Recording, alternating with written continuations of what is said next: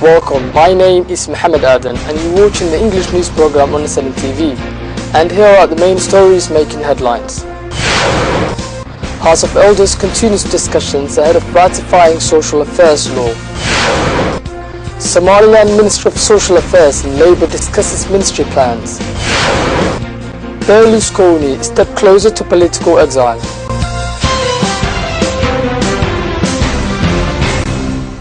House of Elders continues discussions on the ratification of Social Affairs Law. Somaliland House of Elders held a discussion on the endorsement of Social Affairs Law.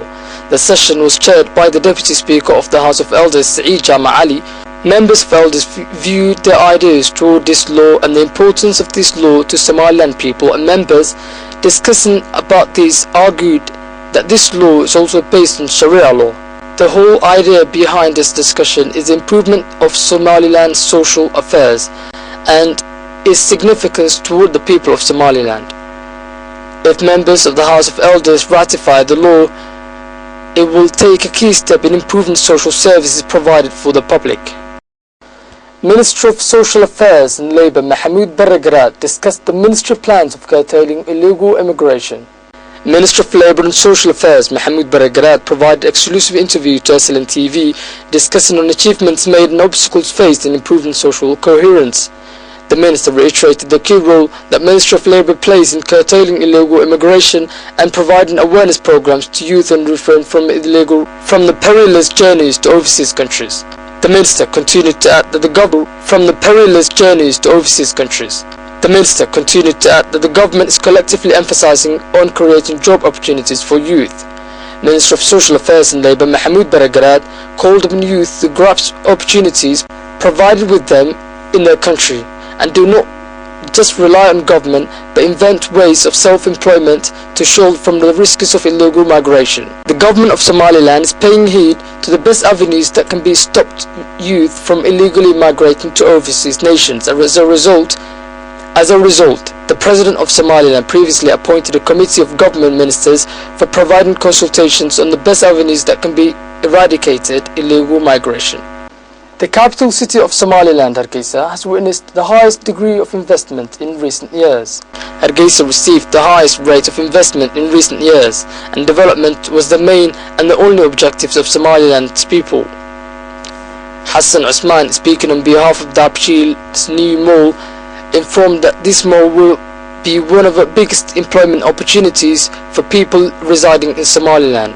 Hassan also recommended to those residing outside nations to return home and invest their country.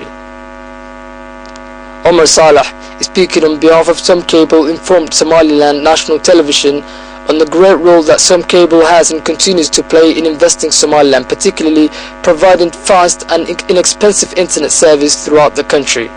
Omar Salah also gave a brief report on the fiber optic that his company is willing to launch soon, and he stated that this will be a great opportunity for Somaliland people to take advantage of it. Hargeisa's livestock market, one of the busiest livestock markets in Somaliland, hosted thousands of livestock animals. As a result, livestock purchases have increased recently.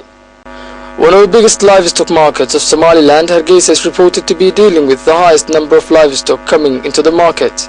This is one of the highest number of livestock the market has witnessed. Livestock is a key contributor of economic improvement and backbone of Somaliland's growing economy. Salesmen at Hargeisa's livestock market is speaking to our reporters confirmed an increase in livestock purchases on the eve of Eid al-Adha festival.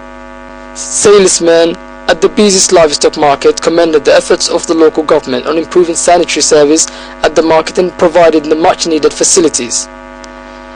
Millions of livestock animals were exported from Somaliland to Gulf Arab nations, and still several ships are at the port of Berbera awaiting to be exported. Governor of Sarar Region Ahmed Ali Noor has accepted aid from ICRC.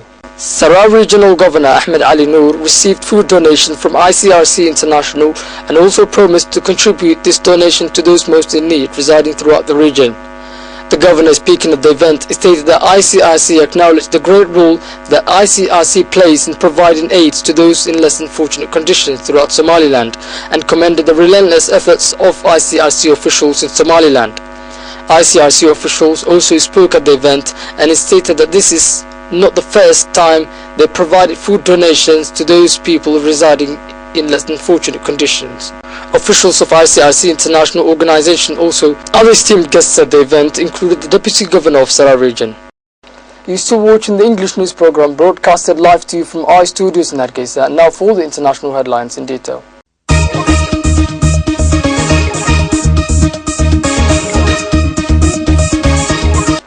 An Italian Senate committee has approved a motion to expel Silvio Berlusconi from Parliament after his criminal conviction for tax fraud, a move that will now have to be formally approved by the full chamber.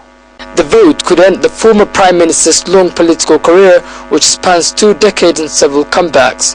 Berlusconi brushed off suggestions he was facing political exile after his conviction and an purported attempt to topple the government.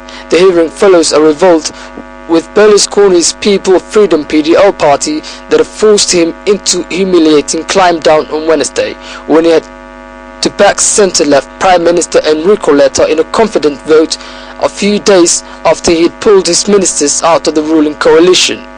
Berlusconi's political future has been under threat since early August, when Italy's top court rejected a final appeal and found him guilty of a huge tax fraud scheme at the media's television empire.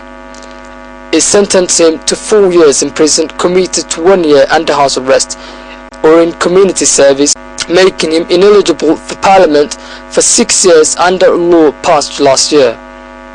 The politician, who headed the longest-serving Italian government since World War II, is also appealing his 7-year sentence on a coalition of paying a minor for sex and forcing public officials to cover it up. That's the end of the English news program. Thanks very much for being with us. Join us tomorrow at the same time. Until then, take care and goodbye.